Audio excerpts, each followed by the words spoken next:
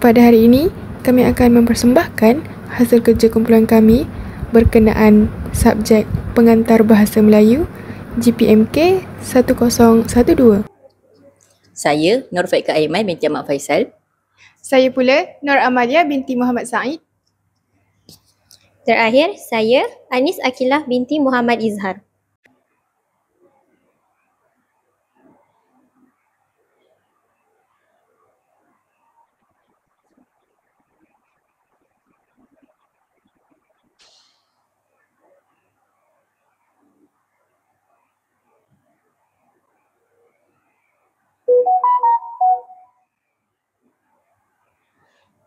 Apa ni? Isu buli?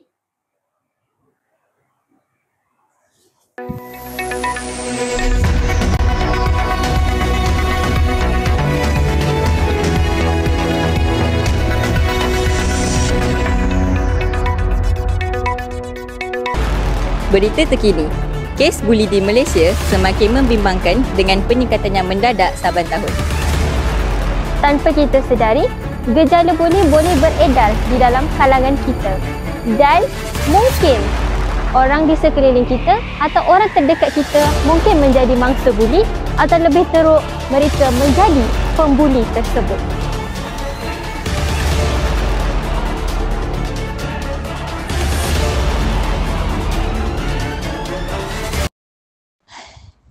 Hari pertama sekolah besar, orang semua nampak yakin. Tapi aku cuma anak tukang jahit. Mak kata, belajar elok-elok Faika. Buktikan kita mampu walau tak berharta. aku akan ubah nasib keluarga aku. Aku akan cuba demi mak. Aku janji.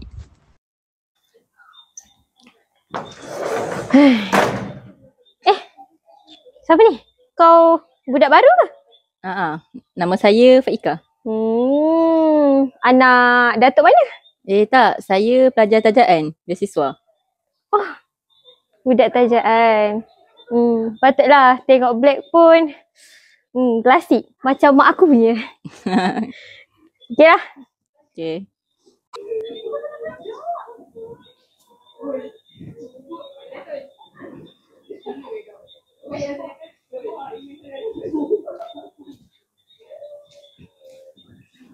Hei, awak okey?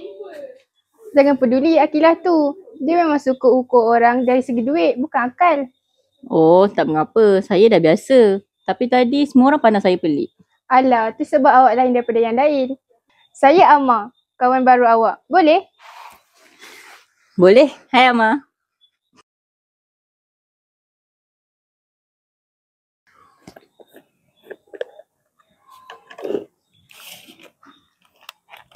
Faika, kau makan bekal dalam bekas plastik? Botol air pun. Mana orang zaman sekarang pakai botol air macam ni lagi? Kau ni, kau tahu tak? Ni sekolah swasta. Bukannya sekolah biasa.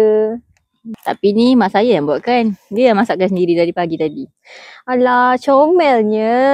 Mak masakkan untuk budak beasiswa. Itulah. Orang macam ni, orang macam kau ni, cepat mudah putus asa. Tak lama pun duduk kat sekolah ni.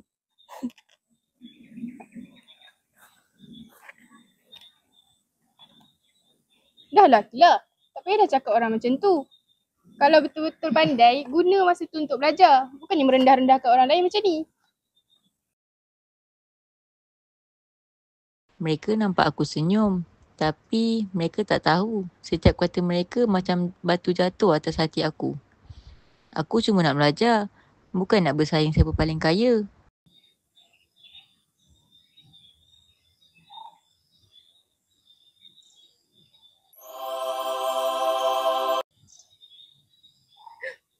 Faika dapat nombor 1. Kena bagi tahu dia ni. Faika! Tengok ni! Tengok ni, awak dapat nombor 1 dalam kelas. Wah, betul ke? Alhamdulillah. Tahniah ya. Terima kasih Amar. Pelik. Budak beasiswa boleh kalahkan anak pengarah sekolah. Dapat nombor 1. Mesti kau guna jalan pintas kan? Saya belajar bersungguh-sungguh lah Akila. Setiap malam saya ulang kaji. Ulang kaji? Tak, jalan pintas kau dapat bantuan daripada cikgu-cikgu. Yelah, kau kan budak beasiswa.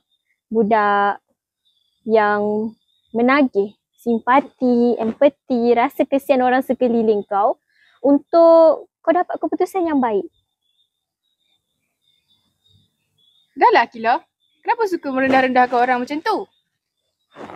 Aku merendah-rendahkan? Bila masa? Aku cakap fakta. Aku cakap fakta yang semua orang tahu benda tu. Aku kan jadi lebih baik daripada kau Akila. Tapi aku pun nak buktikan yang orang miskin macam aku pun boleh berjaya. Buktikan? Buktikan dari segi mana? Dunia ni berpusing. Walaupun kau dekat atas, satu hari nanti kau akan dekat bawah juga. Sebab apa? Sebab kau tu budak beasiswa je. Kau tak boleh buat apa-apa tanpa beasiswa kau. Awak jangan pandang rendah dekat orang yang ada beasiswa ni. Saya dah buktikan pun yang orang yang ada beasiswa macam saya ni pun boleh berjaya. Ikut suka hati kau lah apa yang kau nak fikir. Yang penting, dekat mata aku, kau tu hanya sebatas budak beasiswa.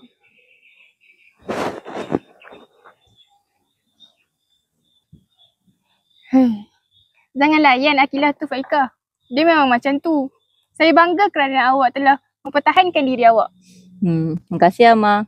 Saya sekarang dah sedar yang saya tak boleh biarkan orang-orang macam ni tindas saya lagi. Saya kena kuat. Betul? Kita kena banteras buli.